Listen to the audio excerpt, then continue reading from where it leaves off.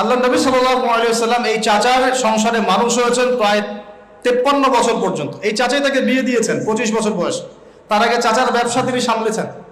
ওই ব্যবসার এক কাফেলা খাদিজা রাদিয়াল্লাহু আনহার অর্থ ছিল।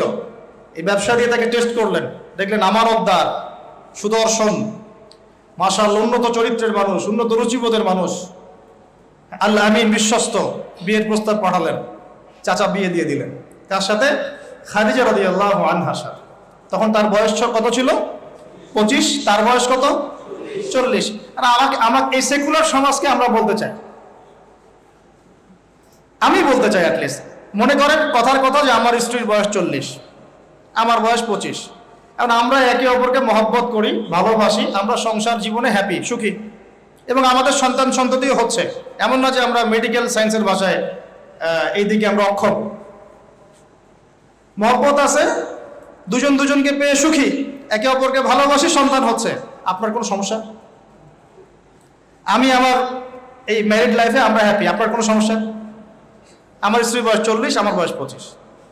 মনে করেন আমার বয়স এখন কত চলছে? 32-33 হবে আর কি, সূর্যের হিসাবে। কিন্তু বয়স কিন্তু ফিক্স হয় চন্দ্র হিসাবে, আমরা সূর্য হিসাব করি।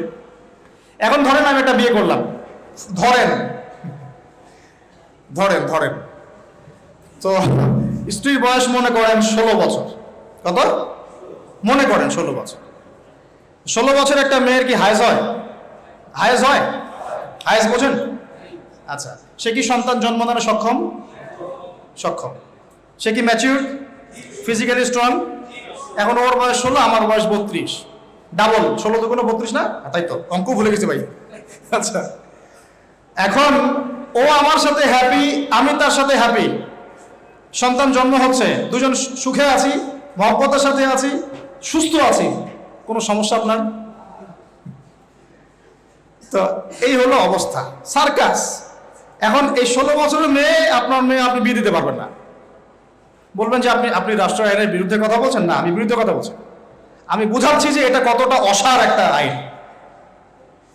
16 বছরের একটা মেয়ে যদি জেনা করে, আপনি উৎসাহিত করছেন। 16-17 বছরের মেয়েরা জেনা করে না?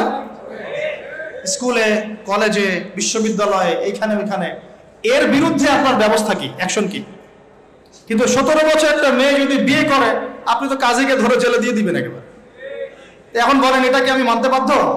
এখন জোর করে চাপাই দিলেন, ল করে দিলেন, মানতে বাধ্য হয়ে গেলাম। তা আসলে কি কোরআন সুন্নাহ সমর্থিত হলো?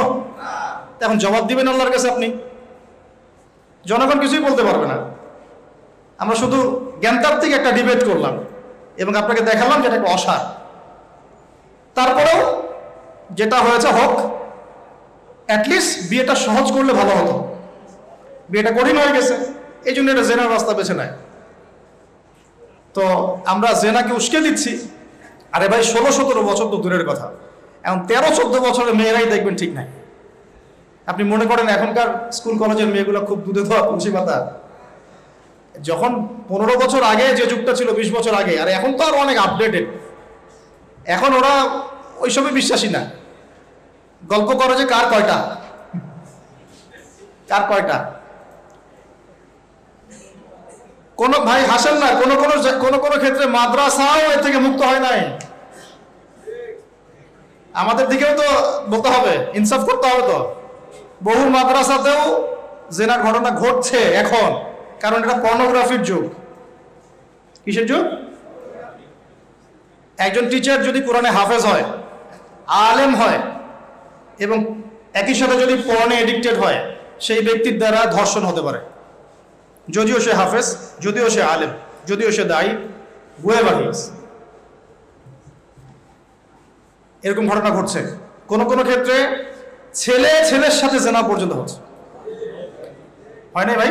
আমি কি বানায় কথা বললাম? যেই করুক এটা পাপ। শাস্তিও আবার কি? ধর্ষণের শাস্তি কি? ইসলামের শাস্তি কি? মৃত্যুদণ্ড। কয়টা কার্যকর করতে পারবেন আপনি? তো সব দিকে সমস্যা। আমি